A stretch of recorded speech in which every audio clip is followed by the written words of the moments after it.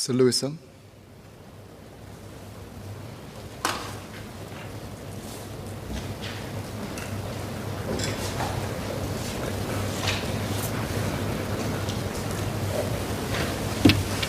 So Singa will allow the government to better finance large, nationally significant infrastructure projects. This will materially improve national productivity and benefit the society and the environment. Additionally, given the substantial drawing on national reserves to finance the costs from the COVID-19 pandemic, Singa will create extra fiscal space and allow for debt to be paid back in a manner that is equitable across generations. That said, this is the first time in 40 years that the government will be borrowing very large sums of money.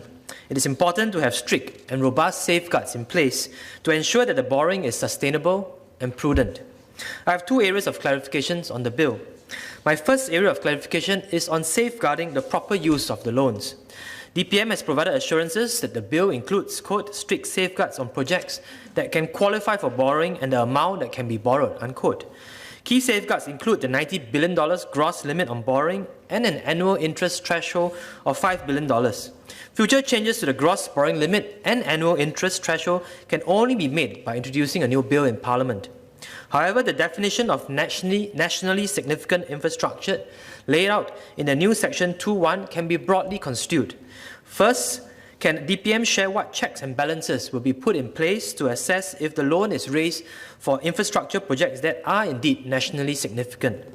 For instance, while the new Section 9 provides the Minister's power to raise a loan is non-delegable, can a committee be formed to deliberate and recommend if a loan should be raised for an infrastructure project? Secondly, the $90 billion gross borrowing limit is not an insignificant amount. It is equivalent to about 2/3 of total outstanding Singapore government securities. Can DPM share what checks are in place to ensure that the loan is used in a manner that is responsible, prudent, and sustainable by the party the loan is issued to?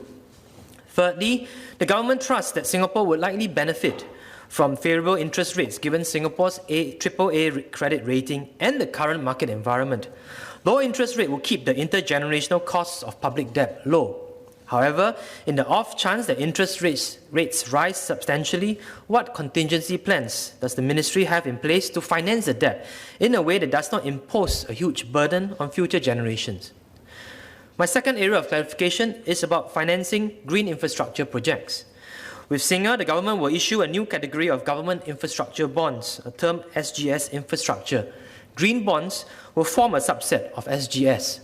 Firstly, will the SGS infrastructure green bonds take reference from credible international bond standards? Examples of these standards include the International Capital Markets Association's Green Bond Principles, EU Green Bond Standards, and the ASEAN Green Bond Standards.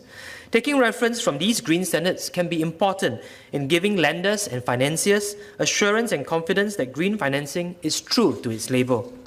Secondly, can DPM clarify if there are plans to designate a set proportion of SGS infrastructure bonds as green bonds for climate mitigation and adaptation efforts? If not, can DPM, together with the Ministry of Sustainability and Environment, consider doing so?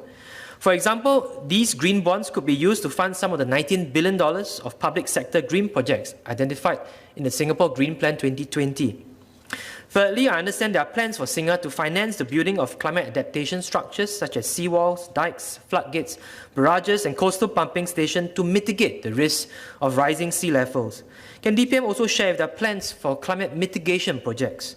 It is not only important that we adapt to climate change, but that we work to minimize its impact in the first place. So notwithstanding these clarifications, I stand in support of the bill.